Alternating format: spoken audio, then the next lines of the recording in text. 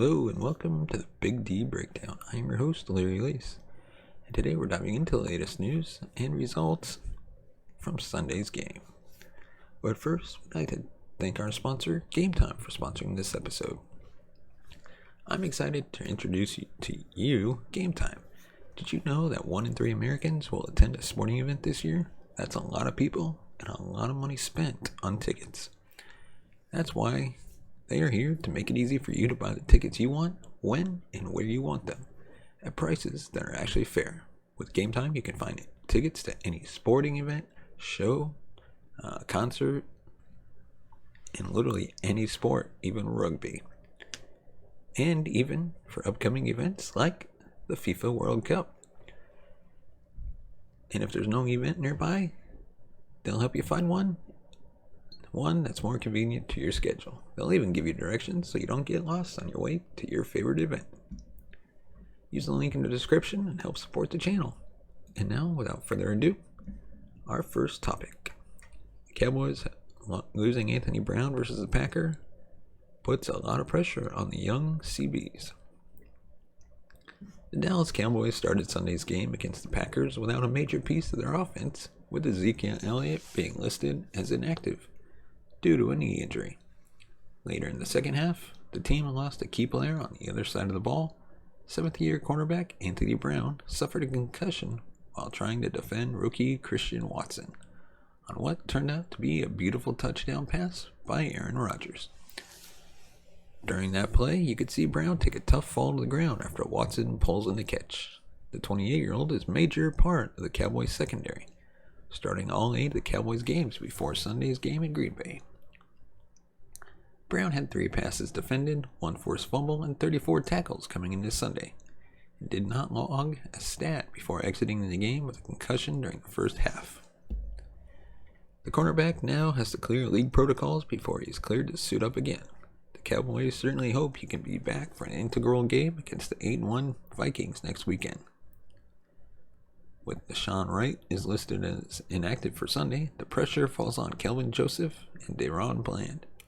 This is a huge opportunity for Joseph to step up and prove he is worth a second-round pick 2 drafts ago. On the other hand, it's a chance for the 2022 rookie to prove his worth, as he has many times this season. It's been a frustrating first half for the Cowboys, who should be dominating a struggling and injury-riddled Packers team. Unfortunately, at the end of the day, the Packers come out the victor. Let us know your thoughts in the comment section below. Should the Cowboys be concerned with Anthony Brown being out? And now on to our next topic. The Cowboys lose in overtime against the Packers. The Dallas Cowboys had a perfect chance to defeat a team that has owned them in the last 10 games. And to be frank, they blew it. The Green Bay Packers entered this game on a 5-game losing streak and a lengthy injury report that made it feel like the Cowboys couldn't finally beat this team for the first time since 2016. Could beat this team for the first time since 2016. On paper, the ball was in Dallas's court. Maybe there was just too much history between these two teams for it to be just about what was on paper. The game started slowly with 2 interceptions thrown by Prescott. But as they have done a lot recently, the Cowboys made good halftime adjustments that gave the fan base faith. 2 great touchdowns from CeeDee Lamb and Tony Pollard put the team up 28-14 heading into the fourth quarter. A full 2-score lead, and all the team needed to do was run out the clock and keep Green Bay off the field. They just couldn't do it. The run defense continued to struggle, and players in all phases committed shoot yourself in the foot penalties that allowed the Packers to claw their way back into this one. You have to give credit to the defense for not letting the Packers score when Aaron Rodgers got the ball in a tie game with 1:38 to go. But it just wasn't enough. The game headed to overtime, and the Cowboys were lucky enough to win the toss with a chance to win it. Despite more horrific penalties, Dallas was able to stay in it and make up for deficits. The Cowboys eventually had a 3rd and 3 play from the Green Bay 35. In other words, well within field goal range for Brett Maher. Prescott tried to throw a pass to Lamb, but it was incomplete. However, the replay showed that Jair Alexander clearly hit Lamb well before the ball hit his hands. You can see the video below in the discussion in the comment section below. Look, the Cowboys did this to themselves. We aren't here to make excuses and say the refs made Dallas lose the game. However, in a play this big with a penalty this obvious, you have to make that call. Who knows what would have happened if the referees did? So then what? Send out the special teams to kick the field goal on 4th and 3, right? Nope, they went for it. The play was a disaster. Prescott was nearly sacked and tried to get a ball out to Pollard that ended up incomplete. If the Cowboys were going to go for it, why didn't they run on 3rd and 3? Why didn't they think a tie was better than a loss? Why were they willing to give Rodgers the ball with great field position? There are just so many questions. Regardless, the ball went to the Packers, who easily marched down the field to set up a no-brainer 28-yard field goal. Yet again, the Packers take down the Cowboys, the 9th win in the last 11 visits. Dallas had the game in their hands and just couldn't hold on to it. Rodgers gets it done against the Cowboys once again. And now we're going to continue our focus on this overtime loss, giving you 10 thoughts on the Cowboys' 31-28 overtime loss to the Packers. We're going to dig deep into why the Cowboys flopped against the Packers once again. Can you believe we've gone 2 weeks without Cowboys football, and this is what we get welcomed back with? Doesn't seem to matter how bad the Green Bay Packers are doing as they continue to deliver daggers to Cowboys fans. With the 31-28 overtime win on Sunday, the Pack have now beaten the Cowboys in 4 straight games. Enough already, it gets old. Try something different. This game had its fun moments, but then some not so fun moments. These are 10 thoughts on the overtime defeat of the Cowboys. Number 1, no happy homecoming for McCarthy.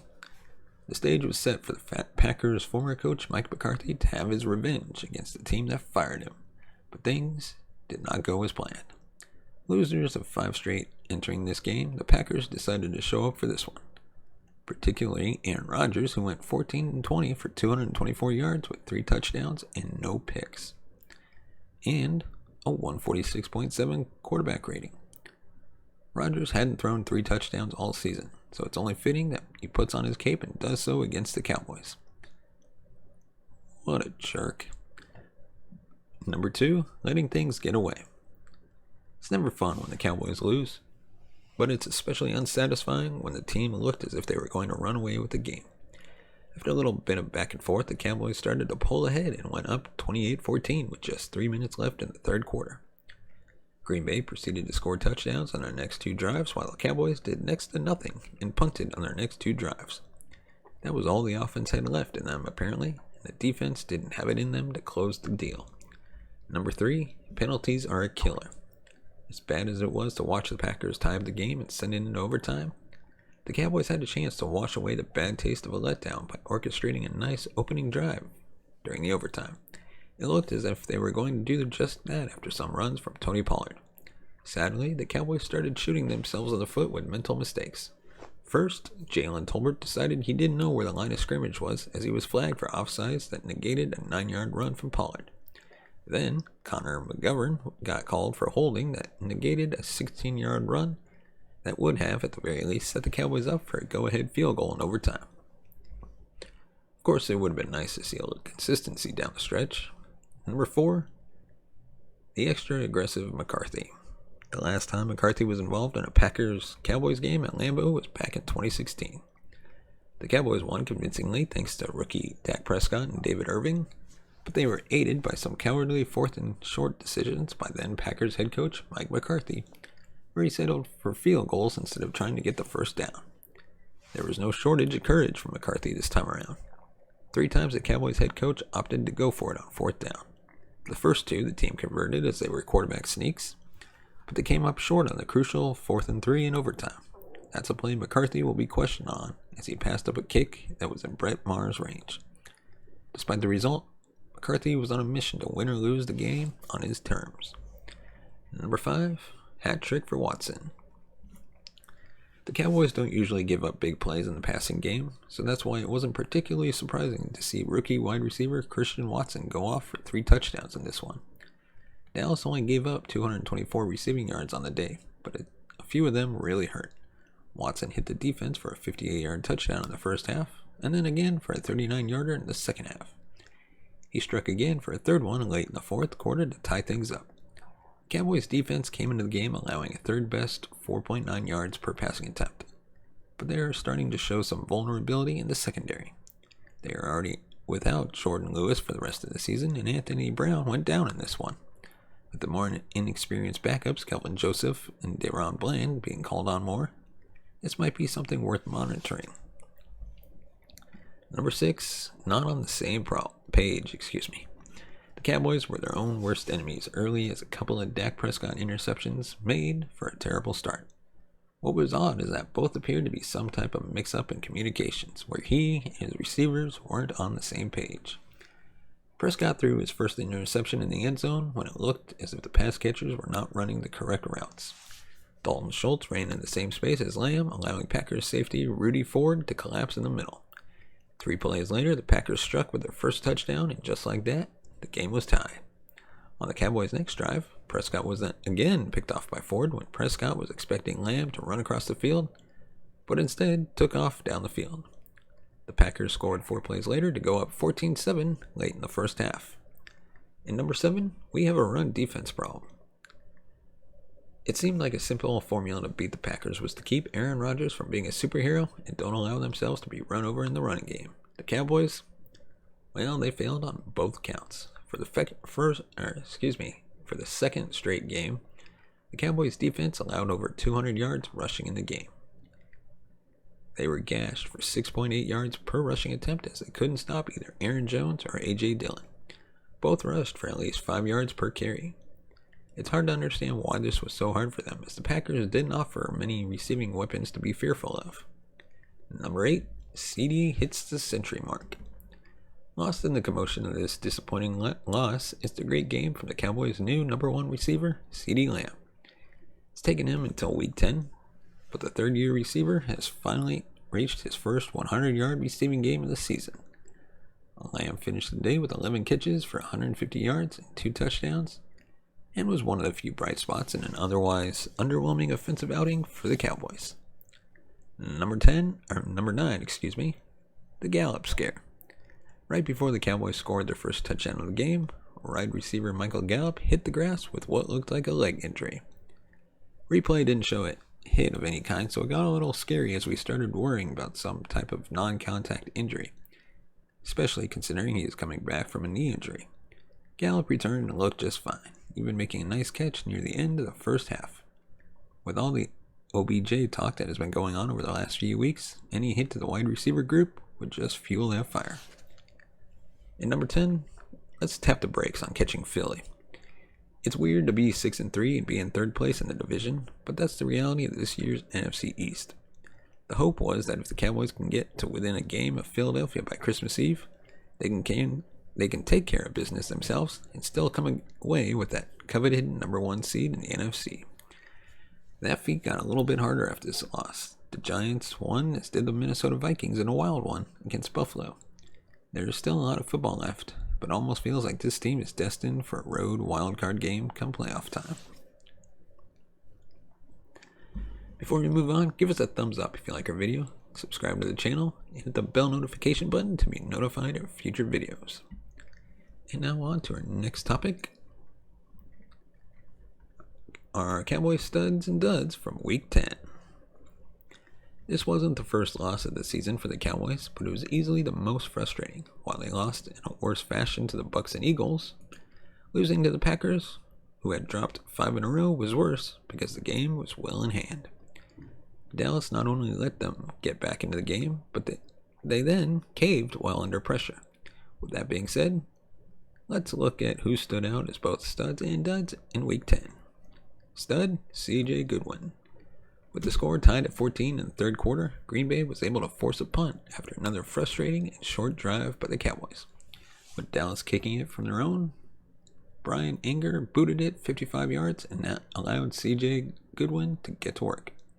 A veteran special teams ace, Goodwin was one of the 3 players to converge on Amari Rodgers, but it was a hit that forced the ball loose. Sean McKeon recovered it, and Dallas took the lead 21-14 when Pollard ran in a 13-yard touchdown.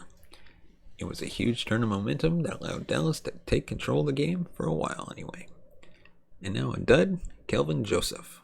Anthony Brown didn't have a great game and was lost in the first half to a concussion. With him out, Kelvin Joseph stepped in, and the former second-round pick continued to struggle. He was beaten on a route by Sammy Watkins, who has been awful all season. Even worse, he was on a 2nd and 22, giving the Packers life when there shouldn't have been any. Later in the second half, Joseph was flagged on a punt return, which pushed the Cowboys back to their own 14. Had he not been penalized for the blindside block, Dallas would have started at the 38, essentially making it a 28-yard penalty.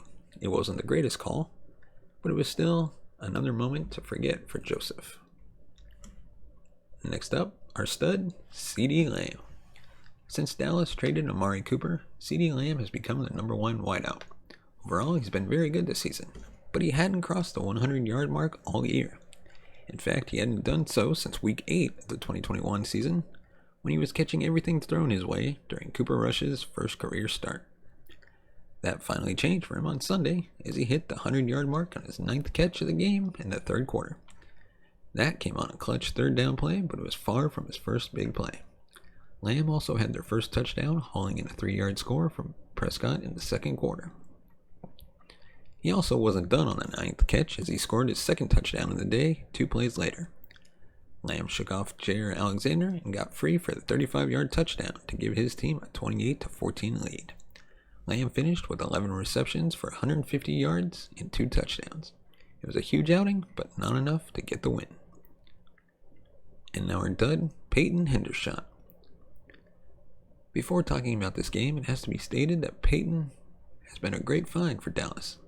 The undrafted free agent has 9 receptions for 85 yards and a touchdown, and shows a ton of promise. Having said that, Sunday wasn't his best outing. He nearly made a huge mistake when the Packers took a 14-7 lead just before the half. A short kickoff went to him, and he ran at 18 yards but fumbled when being tackled. Hendershot was able to pull the ball back in, but it could have been disastrous. Had Green Bay gotten the ball and extended the lead, halftime could have been much more different than it was, since they were able to tie it up at 14. In the second half, he was called for an unnecessary roughness penalty that forced the offense to start from their own goal line. It nearly led to a safety. He did atone for his mistakes, as he had a great block on a 14-yard run from Malik Davis, but he has to be better on special teams. Next up, our stud, DeMarcus Lawrence. With Micah Parsons playing out of his mind over the past 2 seasons, it's easy to forget about how good DeMarcus Lawrence is. The former second-round pick out of Boise State has been the leader of this defense for years, and while he might not fill up the stat sheet the way Parsons can, he still makes elite plays. That happened in the second quarter against the Packers when he broke through the offensive line and was able to sack Aaron Rodgers. He didn't just take Rodgers down, though, as he also forced a fumble, giving his offense the ball in the Green Bay 10. Dallas did nothing with the great field position as Prescott threw a terrible pick in the end zone, but that doesn't take away from the impact play out of Lawrence. Lawrence continued to play well in the second half, making a tackle for a loss followed by drawing a holding flag. He set his team up with a 2nd and 22, but Kelvin Joseph was beaten by Watkins, which again washed D-Law's efforts. And our dud, Anthony Brown. Early in the game, Anthony Brown was bailed out by Christian Watson as he dropped 2 passes where he had position on Brown. That wasn't the case after Prescott threw a pick in the end zone. With the door open for Green Bay, Aaron Rodgers aired it out for Watson, and again he had Brown beat. This time he was caught as he was able to bring it in, a 58-yard touchdown pass to tie the game up at 7. Brown suffered a concussion on that play, adding injury to insult, as it was a game to forget all around. Next up, stud Tony Pollard. For the second game in a row, Ezekiel Elliott was out with an injury, and once again, Tony Pollard answered the call. He had 131 yards against the Bears, and this week he went for 115 and another touchdown run as well.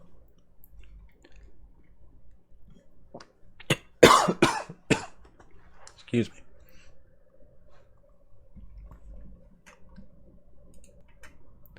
And now our dud, Dak Prescott. One of the primary issues with this team for years has been when they play down to the opposing team's level. It seemed as though they put an end to that under Mike McCarthy, including a couple of easy wins the past 2 weeks against Detroit and Chicago.